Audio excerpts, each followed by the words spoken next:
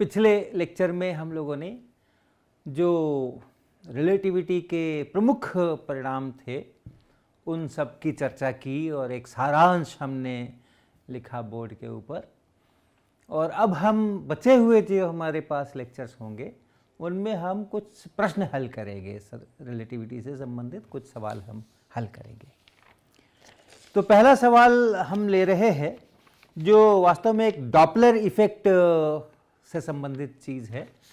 Doppler effect आप जानते होंगे कि जैसे ट्रेन जब चलती है और हम कहीं खड़े होते हैं और वो हमारी तरफ आ रही होती है और बाद में सामने आ जाती है और फिर दूसरी तरफ चली जाती है, तो सीटी की आवाज़ जब ट्रेन आती हुई होती है उस समय की आवाज़ और जब ट्रेन चली जाती हुई होती है उस समय की आवाज़ में पिच का फ़र्क होता है, फ्रीक्वेंसी का फ़र्क होता है जो हमें कानों पे सुनाई पड़ता है, तो उसको हम लोग डॉपलर इफ़ेक्ट कहते हैं। तो उसी से संबंधित सवाल है और आप देखें कि रिलेटिविटी में डॉपलर इफ़ेक्ट कैसे काम करता है।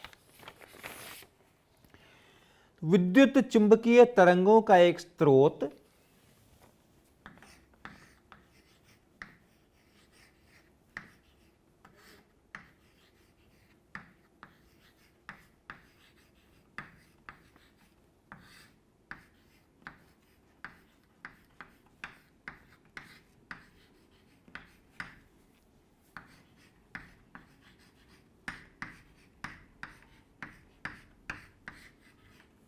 स्रोत यानी सोर्स धरती के फ्रेम में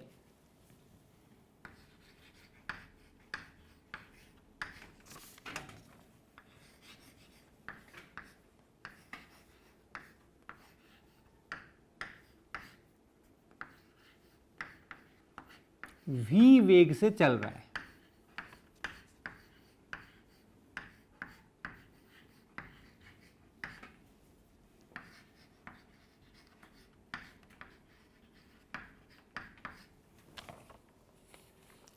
अपने फ्रेम में यह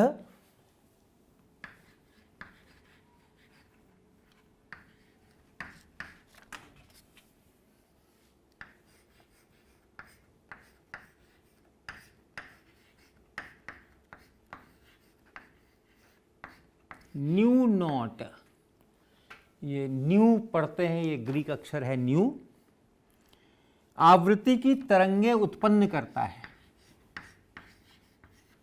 आवृत्ति की तरंगें उत्पन्न करता है।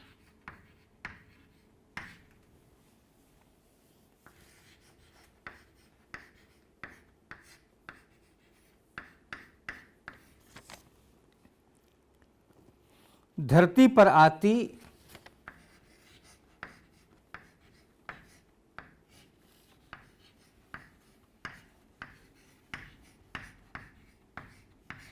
इन तरंगों की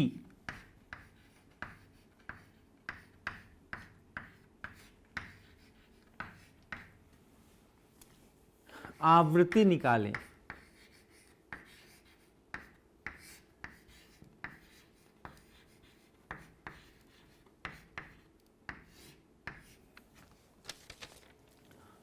विद्युत चुंबकीय तरंगों का एक स्रोत धरती के फ्रेम में v वेग से चल रहा है। तो यानी अगर आपके पास ये धरती का फ्रेम है, एस फ्रेम है, और इसकी अपेक्षा ये जो स्रोत है, ये जो सोर्स है, ये सोर्स v वेलोसिटी से आगे चल रहा है, तो हम एक एस प्राइम फ्रेम भी बना सकते हैं और स्रोत को यहाँ रख दे सकते हैं और ये v वेलोसिटी से स्रोत आगे चल रहा है। अपने फ्रेम में यानी इस फ्रेम में ये स्रोत न्यू नॉट आवृत्ति की तरंगें उत्पन्न करता है। तो आवृत्ति का क्या अर्थ है यहाँ पे? फ्रीक्वेंसी। जो तरंग है, जो वेव है, उस वेव को अगर हम ऐसा कहें कि ये वेव है, और साधारणतः इस तरह का चित्र बनाते हैं लोग वेव के लिए,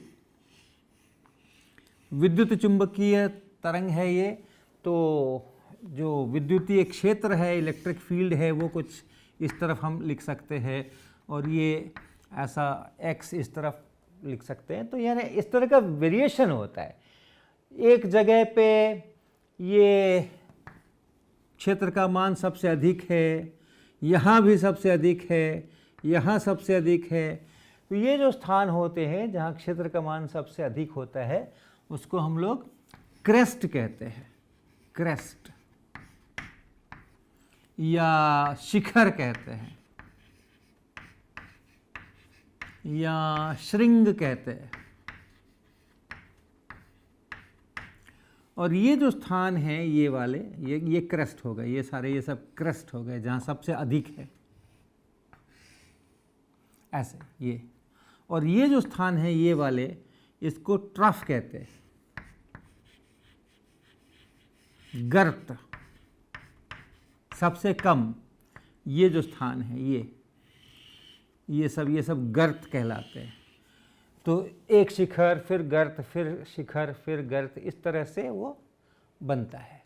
तो जो सोर्स है, जो स्रोत है, आप ये समझें कि स्रोत लगातार नए शिखर पैदा कर रहा है और नए गर्त पैदा कर रहा है। और एक सेकेंड में या एक इकाई समय अंतराल में वो कितने क्रस्ट पैदा हुए, कितने क्रस्ट वहाँ से चले या कितने ट्रफ वहाँ से चले, ये आवृत्ति कहलाती है। तो जो अपना सोर्स है, जो जहाँ से वो तरंगें निकल रही हैं, वो जो सोर्स है वहाँ से एक ये क्रस्ट बना, ये क्रस्ट आगे चलेगा, फिर उसी के पीछे थोड़ी देर के बाद एक दूसरा क्रस्ट निकलेगा, उस समय तक ये क्रस्ट यहाँ पहुँच चुका होगा, फिर थोड़ी देर बाद यहाँ से तीसरा क्रस्ट निकलेगा, ये और आगे पहुँच चुके होंगे। तो इस तरह से ये आगे इस तरह की रचना बनती है। तो एक यूनिट टाइम इंटरवल में या कहिए प्रति सेकेंड ये कितनी क्रस्ट निकाल रहा है, कितनी बार ये हाईएस्ट इलेक्ट्रिक फील्ड यहाँ बना रहा है, वो इसकी आवृत्ति कहलाती है, फ्रीक्वेंसी कहलाती है। और ये बताया गया है कि इस फ्रेम में, अपने फ्रेम में, ये सोर्स न्यू नॉट आवृत्ति की तरंगें उत्पन्न करता है। और ये जो सोर्स से चली हुई जो तरंग है, वो तरंग धरती पर खड़े किसी व्यक्ति को, यानी इस फ्रेम में खड़े किसी व्यक्ति को जब उस पर पहुंचती है तो वहाँ पर क्या आवृत्ति उसको मिलती है। धरती पर आती इन तरंगों की आवृत्ति निकालें, तो ये अपना प्रश्न है। तो पहले हम कहाँ से शुरुआत करेंगे?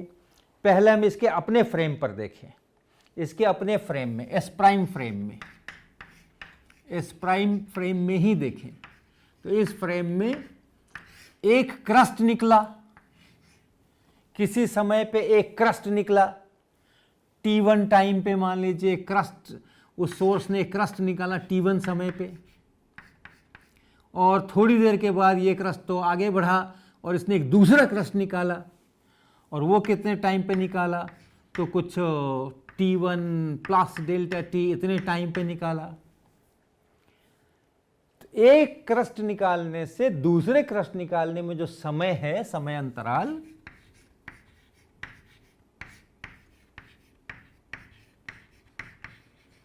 वो हुआ डेल्टा T। तो इसने एक क्रस्ट निकाला, सभी तरफ फैलेगा, तो इस तरफ को ये क्रस्ट निकला, ये एक समय पर हुआ ये काम। और फिर दूसरा क्रस्ट इसने निकाला, ये तो क्रस्ट अपना आगे बढ़ गया, फिर उसने एक दूसरा क्रस्ट अगला निकाला, वो तो दो इवेंट हो गए अपने पास। इन दो इवेंट्स को लेके हम चलेंगे। पहला क्रस्ट निकला, एक इवेंट, दूसरा क्रस्ट निकला, दूसरा इवेंट, उसके बीच में कितना समय अंतराल गुजरा, तो ये इतना समय अंतराल गुजरा, डेल्टा T प्राइम कह लें, क्योंकि सारा काम प्राइम फ्रेम में हो रहा है। और जो फ्रीक्वेंसी है वो इसी का व्युत्क्रम होगी, क्योंकि एक सेकंड में कितनी बार, यह है कि एक बार में कितने सेकंड लगे, तो इसलिए ये जो समय अंतराल है ये 1/μ0 ये इतना होगा।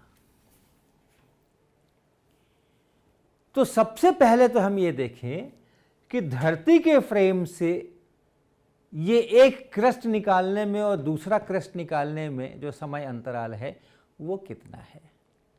इसके अपने फ्रेम में ये इतना है, लेकिन धरती के फ्रेम में अगर हम जाएंगे तो वो समय अंतराल कुछ और हो सकता है। और उसको अगर हम लिखें डेल्टा टी, किसको लिख रहे हैं हम? धरती के फ्रेम में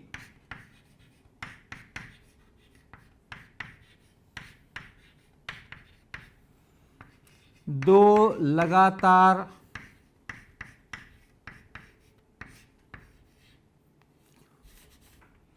शिखर यानी क्रेस्ट उत्पन्न होने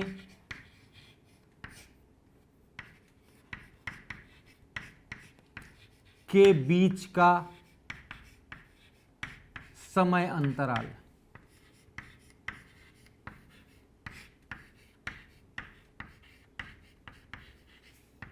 ये हम डेल्टा टी लिख रहे हैं। और डेल्टा टी प्राइम हम किसको लिख रहे हैं? फिर से उन्हीं दो लगातार शिखर उत्पन्न होने के बीच का समय अंतराल, लेकिन धरती के फ्रेम में नहीं, सोर्स के अपने फ्रेम में। और चूंकि सोर्स के फ्रेम में दोनों क्रेस्ट एक ही जगह से निकलते हैं, सोर्स से ही निकलते हैं, इसलिए सोर्स के फ्रेम में जो नापा हुआ समय अंतराल है डेल्टा टी प्राइम, ये प्रॉपर टाइम इंटरवल है।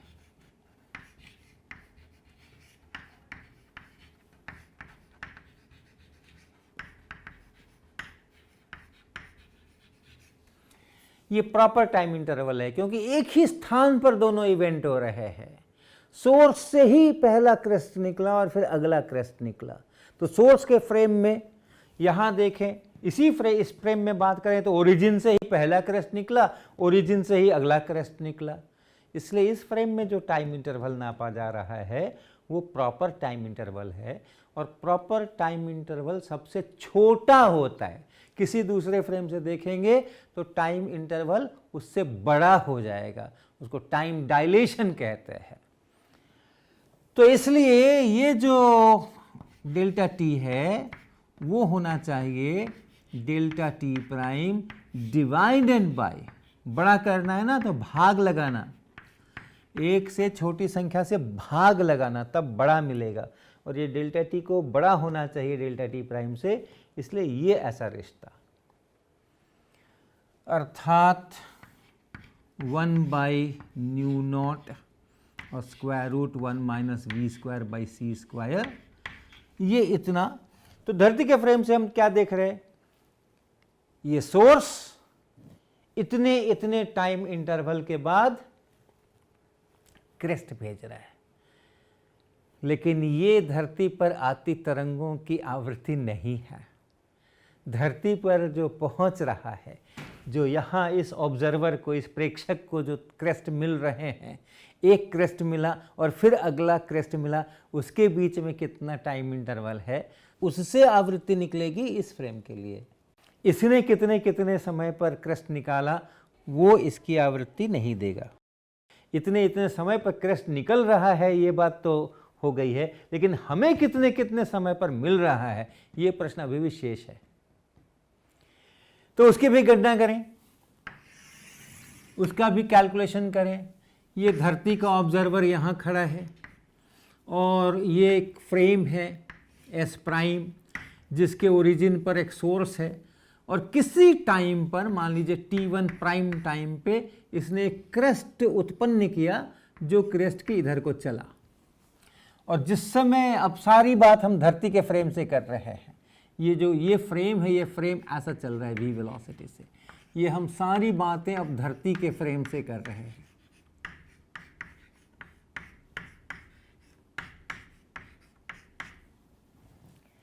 तो किसी टाइम पे, प्राइम भी नहीं लिखें जब धरती के फ्रेम से कर रहे हैं, तो किसी समय t1 पर एक क्रेस्ट चला, और जिस समय ये क्रेस्ट चला उस समय जो ये दूरी है उसका भी आप कुछ नाम दे लें, d दूरी है, ये d दूरी है। जिस समय ये क्रेस्ट यहां से निकला है उस समय ये d दूरी है। अब इस क्रेस्ट को यहां तक पहुंचने में कितना समय लगेगा और कितने समय पर, किस टाइम पर इसको ये क्रेस्ट मिलेगा? तो विद्युत चुंबकीय तरंग है, इलेक्ट्रोमैग्नेटिक वेव है, c वेलोसिटी से ही चलेगी किसी भी फ्रेम से आप देखें।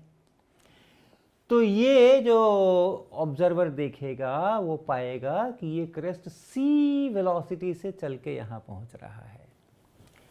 तो पहले क्रेस्ट के निकलने का समय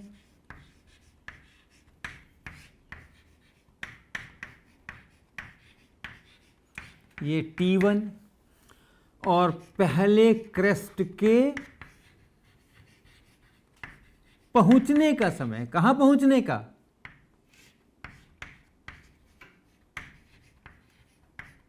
ऑब्जर्वर के पास तक पहुंचने का, ये होगा T1 प्लस D/C। इतना समय लगेगा इस क्रेस्ट को यहां तक पहुंचने में। अब अगले क्रेस्ट की बात करें, अगला क्रेस्ट कब निकलेगा? तो ये है धरती के फ्रेम में दो लगातार शिखर उत्पन्न होने के बीच का समय अंतराल इतना है। तो पहला अगर T1 समय पर निकला था तो अगला वाला T1 प्लस इतने समय पर निकलेगा। तो दूसरे क्रेस्ट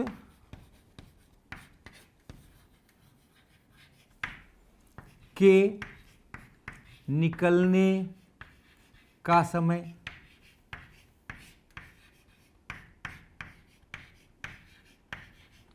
ये कितना होगा? पहला क्रेस्ट तो T1 समय पे निकला था और उसके बाद इतना समय और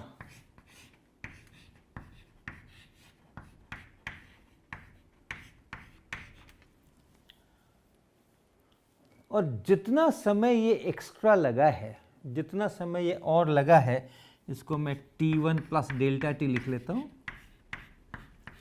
ये जो डेल्टा टी समय इसको लगा है, उतने डेल्टा टी समय में ये फ्रेम और ये सोर्स आगे बढ़ चुका होगा। तो दूसरा क्रेस्ट जब निकल रहा है उस समय ये फ्रेम यहां नहीं है। जब पहला क्रेस्ट निकल रहा है उस समय ये फ्रेम यहां है। जब दूसरा क्रेस्ट निकल रहा है उस समय में ये पूरा फ्रेम यहां से आगे बढ़ चुका होगा और सोर्स भी यहां पहुंच गया होगा। ये क्रेस्ट नंबर 2 है, ये क्रेस्ट नंबर 1 है। कितना आगे बढ़ गया होगा? कितना समय? डेल्टा टी समय। डेल्टा टी समय के बाद दूसरा क्रेस्ट निकल रहा है। डेल्टा टी समय में ये कितना आगे बढ़ गया? v इंटू डेल्टा टी, इतना आगे बढ़ गया। तो जिस समय ये दूसरा क्रेस्ट निकला है उस समय इस प्रेक्षक से उसकी दूरी d plus V delta T हो गई है। इस क्रेस्ट को कितनी दूर चलना पड़ेगा यहां तक पहुंचने के लिए? d plus V delta T, इतनी दूर चलना पड़ेगा। तो कब मिलेगा उसको ये क्रेस्ट? इसको कब मिलेगा, किस समय पे मिलेगा? तो दूसरे क्रेस्ट के पहुंचने का समय,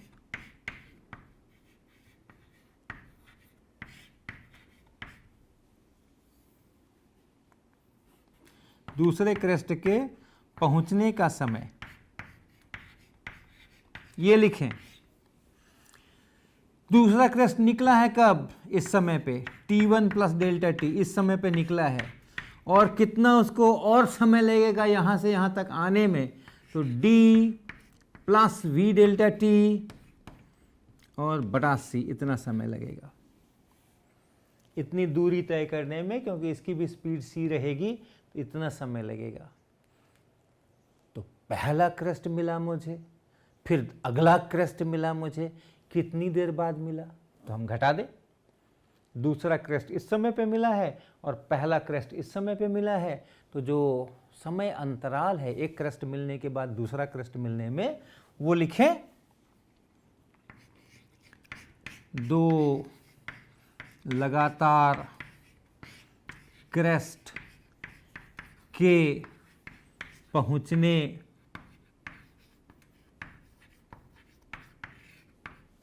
के बीच का समय अंतराल। धरती के फ्रेम से, सोर्स के फ्रेम से तो हमें पहले ही से पता है, सोर्स के फ्रेम से हमें पहले ही से पता है कि ये डेल्टा टी प्राइम है, 1/μ0 है, उसकी चिंता नहीं है अपने को। दो लगातार क्रेस्ट के पहुंचने के बीच का जो समय अंतराल है धरती के फ्रेम में, वो अब हम लिखें। ये पूरा T1 plus delta T plus D plus V delta T बटा सी और माइनस पहला क्रेस्ट जो पहुंचा है वो इस समय पहुंचा है, T1 प्लस डी बाई सी। इसका कैलकुलेशन करना है।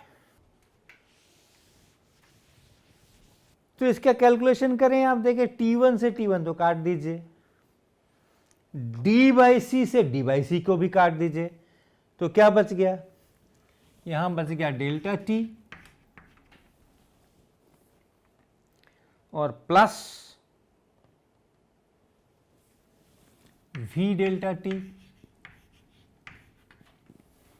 और बाई सी, अर्थात delta T into 1 plus we by C, इतना बच गया। ये है लगातार दो क्रेस्ट के आने के बीच में इतना समय, इतने समय के बाद क्रेस्ट आ रहे हैं। तो जो फ्रीक्वेंसी है, आवृत्ति है, वो इसी का व्युत्क्रम है, इसी का उल्टा है। लेकिन ये आवृत्ति हमें लिखनी किसके टर्म्स में है, न्यू नॉट के टर्म्स में। मैंने यहाँ मिटा दिया है, लेकिन आप ध्यान दीजिए डेल्टा टी प्राइम जो था वो 1/μ0 था और डेल्टा ये प्रॉपर टाइम इंटरवल है और यहाँ जो इम्प्रॉपर टाइम इंटरवल था वो इससे बड़ा होगा, अर्थात ये इतना होगा।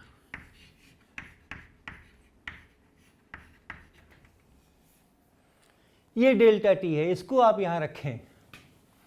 तो ये जो समय है ये समय हुआ 1 प्लस वी बाई सी गुना डेल्टा टी, अर्थात न्यू नॉट यहाँ, और square root 1 minus v square by c square यहाँ। क्या है ये, दो लगातार क्रेस्ट के पहुंचने के बीच का समय अंतराल है ये, और इसलिए जो आवृत्ति है वो इसी का व्युत्क्रम है। धरती के फ्रेम में सब कुछ हो रहा है, तो जो आवृत्ति है वो इसी का उल्टा है। आवृत्ति धरती के फ्रेम में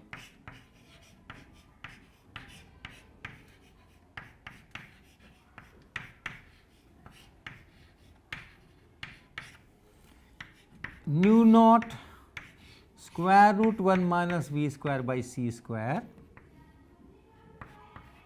और बटा 1 प्लस वी बाई सी। इसको आप लिख सकते हैं न्यू नॉट और इसके फैक्टर कर सकते हैं 1 माइनस वी बाई सी और गुना 1 प्लस वी बाई सी और बटा ये 1 प्लस वी बाई सी। और इस square root of 1 plus we by C से अगर इस 1 प्लस वी बाई सी को आप काटें तो नीचे में ये square root of 1 plus we by C बचेगा, और इसलिए इस पूरे को आप लिख सकते हैं न्यू नॉट पूरे पे स्क्वायर रूट, ऊपर में 1 माइनस वी बाई सी और नीचे में 1 प्लस वी बाई सी। ये है फ्रीक्वेंसी, ये है आवृत्ति। आप चाहें तो इसको ऐसे भी लिख सकते हैं nu naught square root c minus v और सी प्लस वी। जो सोर्स का अपना फ्रेम है उसमें आवृत्ति ये है, और जो धरती पर फ्रेम है जिसकी अपेक्षा यह सोर्स v वेलोसिटी से चल रहा है वो आवृत्ति ये इतनी है। तो इसको कहते हैं रिलेटिविस्टिक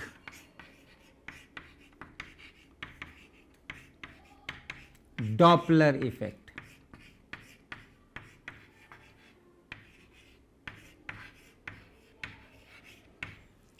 अगर सोर्स दूर जा रहा है तो आप देख रहे हैं कि ये जो न्यू है ये न्यू नॉट से कम है, फ्रीक्वेंसी घट जाती है, वेवलेंथ बढ़ जाता है।